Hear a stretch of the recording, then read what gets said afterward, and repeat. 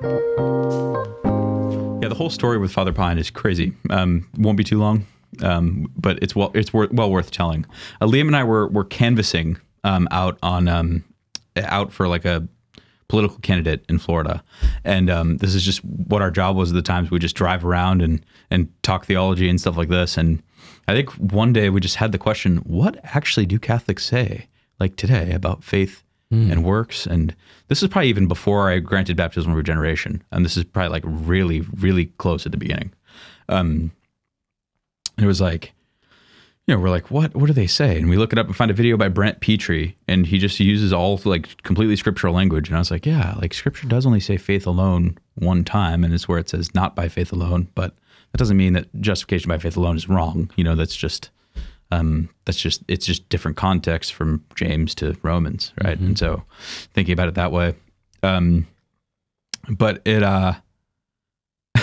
yeah, that led us to finding Father Pine on the Thomistic Institute.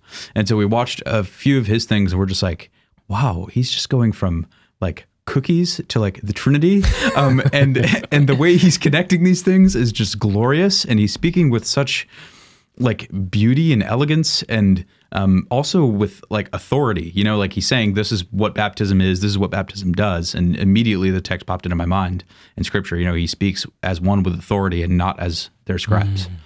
And I just remember thinking that's similar to, because every time we talk about the sacraments in the Reformed world, it's like, well, there's this position, there's this position, there's this position, and there's this position. And these are all within our, boundary. But whereas, you hear Father Pine talking, baptism is this, and this is this, and this is this, and it builds this beautiful thing. And just the way he would go from like the existential to just the mysteries of the faith, just in seconds, and seamlessly show the connection between the Trinity to the Incarnation to sanctifying grace to us to just like living the Christian life. And I was just like, this is just stunning.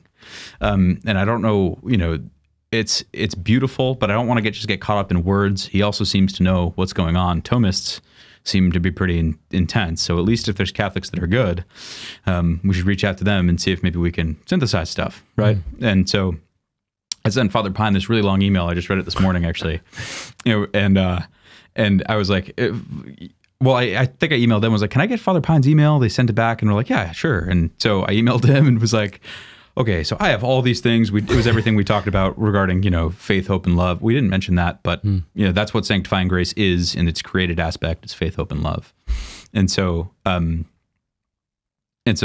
was like, okay, justification by the infusion of faith, hope, and love versus by imputation and all these things. And I kind of summarized all that, and Father Pine was like, whoa, seems like you have a pretty good idea of what's going on there. Let me just suggest that you read the Treatise on Grace by St. Thomas, so these questions in the Summa to these questions in the Summa. I was like, sweet. So we sat down and read those and just realized that Catholics are by no means semi-Pelagians. And this is what we always thought as Calvinists, right? Is that Catholics taught that it's like, it's God who works, and then we kind of like complete God's work in a way. But no, it's like God works 100% in us, and then we 100% work out what God does. So as Garrigou-Lagrange would put it, where there are causes in two different genera of causality. So God is the primary cause, right? And we are the secondary cause. So just as it rains, when it rains outside, God gave us rain today, right? We could say that, but we can also say the cloud caused it to rain today, and the whole precipitation system and all this stuff. God uses the secondary cause by effectually moving it to do that. And it's like beautiful. So now our salvation, recognizing the Catholic view, salvation is a truly divine and a truly human act. So it's truly divine in that God's the one who works it through human agents. And so the human agent is a real second cause that God is assisting and moving to work out their salvation with fear and trembling. That was something that I think the Calvinistic position has to some degree, but I'd say they would more emphasize that it's all God, none man, right? So this was something that really balanced it for me, was seeing that like, wow, there's beauty there, and Father Pine and I, we had tons of emails back and forth. We got on several video calls. I emailed him before I got called into the office thing, and he was like, oh man, I'll be praying for you. That's quite a struggle. And we just kind of talked through this stuff and tried to Yeah, he gave really good advice a lot. You know, he was like, really just like, you're not a head on a stick, you know, take your time. Like you're a human being with like a life, and you gotta like just breathe and kind of think through these things.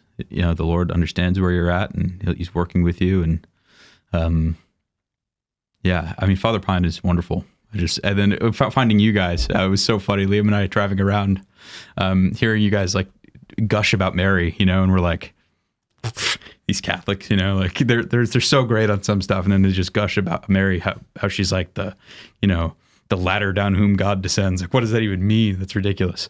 And then as we start to think about it more, it's like, no, wait, like God actually came through Mary. It's like kind of like that. So we kind of think of her as a ladder from heaven to earth.